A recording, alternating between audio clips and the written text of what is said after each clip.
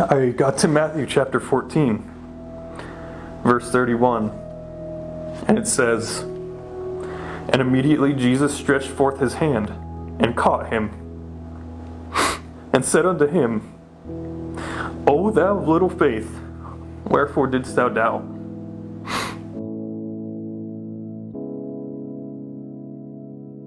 My name is Joel Jensen, and I'm a missionary for the Church of Jesus Christ of Latter-day Saints, serving in the Arkansas Bentonville mission. When I was about 14 years old, I kind of went spiritually inactive. I was still going to church, but I kind of abandoned my testimony. I can actually remember the very last time that I felt the Spirit in my youth. By the time that I turned 18, I had just stopped going to church. I'd made some friends with some people who they were really good people, and I was hanging out with them, and we got into a spiritual discussion. This was the first spiritual discussion I'd had probably since heaven knows when. But during that discussion, I realized that the world around me was collapsing, and if I didn't ground myself in something, then I would collapse with it.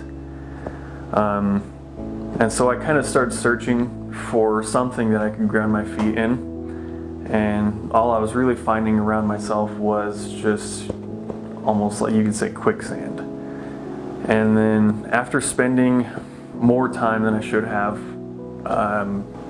with the spiritual quicksand, I decided this isn't what I'm looking for. I'm going to start going to church, and I'm going to start preparing for a mission.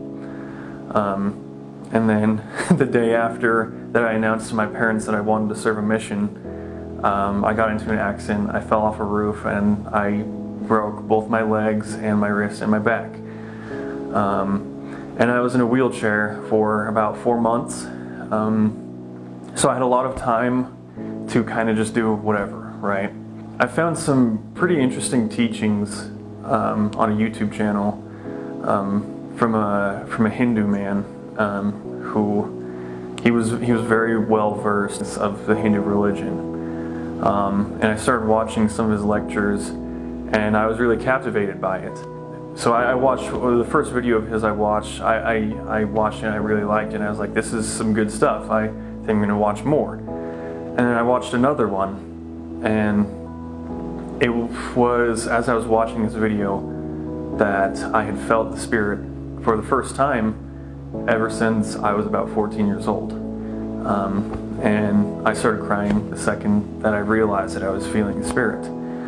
But then with this came a conflict, because I had previously decided that I wanted to serve a mission, but I also felt myself being drawn towards this other religion. So my search for truth and my search for where I'm supposed to be began. When I had read the Bhagavad Gita, it was, it just felt extremely transcendent to me, right? I was thinking about this for months on end, every single day, from the moment I woke up to the moment I went to sleep. The thought of converting to Hinduism, there was one thing holding me back from it, and that was that I didn't want to admit that Jesus Christ was not the Son of God, because I believed that He was the Son of God. And then at that point was when it became less of the Church of Jesus Christ of Latter-day Saints versus Hinduism sort of thing, and it became more Jesus Christ Himself versus Hinduism.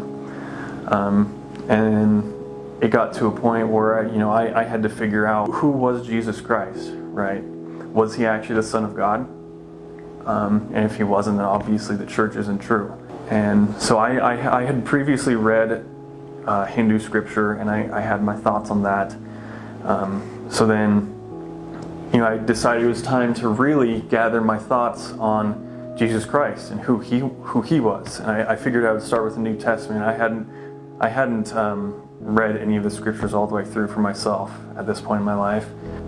I got to Matthew chapter 14, verse 31, and it says, "And immediately Jesus stretched forth his hand and caught him, and said unto him, O thou of little faith, wherefore didst thou doubt?"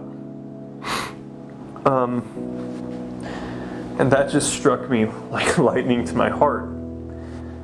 I felt the Spirit telling me, why would you doubt even for a second that Jesus Christ is the Son of God? And that right there, that was just my answer.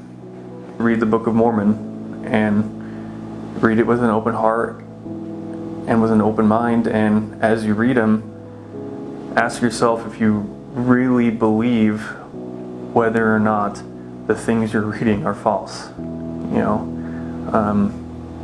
Just ponder on the words of the prophets in the Book of Mormon and look at them and ask yourself, are these the words of prophets? And if you do it with an open heart and with an open mind, then the answer is just crystal clear. It's yes.